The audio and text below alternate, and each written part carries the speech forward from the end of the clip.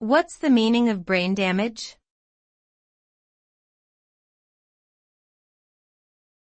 Brain damage.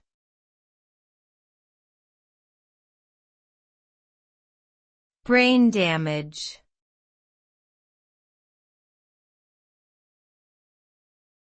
Brain damage.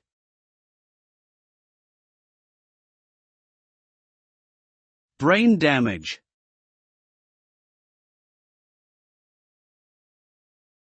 Brain damage refers to any injury or trauma to the brain that can lead to a range of neurological symptoms.